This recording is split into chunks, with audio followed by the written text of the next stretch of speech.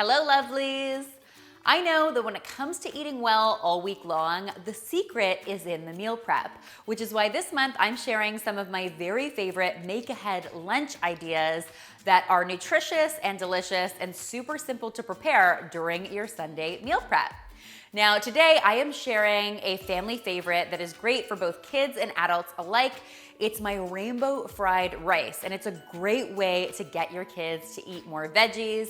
This has become a total staple in our house because Elle absolutely gobbles it up, which is great. Now, today I am keeping this one completely vegetarian, but if you wanted to go ahead and add chicken to this recipe or shrimp or even some pork, you totally could.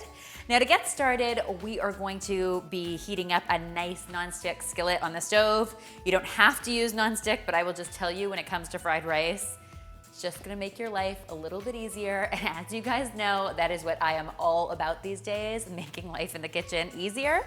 So I've got a little bit of oil heating up here, and I'm going to be adding some onion to that, as well as some bell pepper. So I am using some red bell pepper here, and I'm just going to give these veggies about a 3 or 4 minute head start. I wanna get that onion and that pepper nice and soft before I add the rest of my veggies.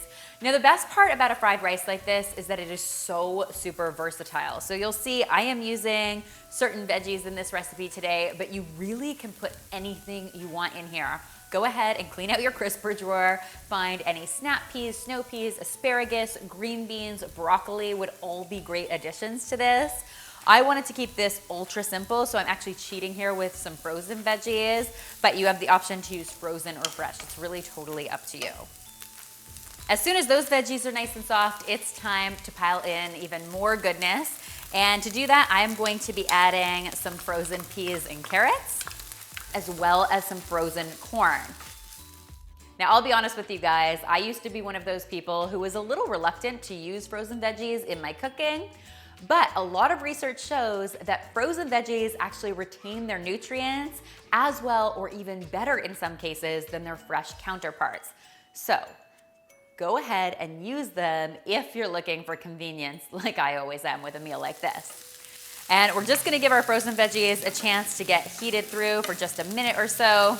Then we're gonna go ahead and add even more great color and crunch with some red cabbage. Now, I love red cabbage, of course, because it's so beautiful, but it's got tons of great nutrients and the color is just irresistible. I'm also going to be adding some minced garlic to this, as well as some ginger, because I want this to have some great flavor. So this is some freshly grated ginger and just some minced garlic. And I just want to let this cook for another minute or so. I really want that cabbage to retain a lot of its crunch, so I don't want it to get too soft while it's cooking in this recipe. And then as soon as those veggies have all come together and you can start to smell that garlic and that ginger, it's time to add your rice to this. Now, the most important part of making a fried rice like this is using day-old rice. So day-old rice that's been left in the refrigerator overnight is nice and dry, and that's how you get really, really good, tasty results in a fried rice. You want a nice dry rice. So I'm just gonna toss my rice with those veggies.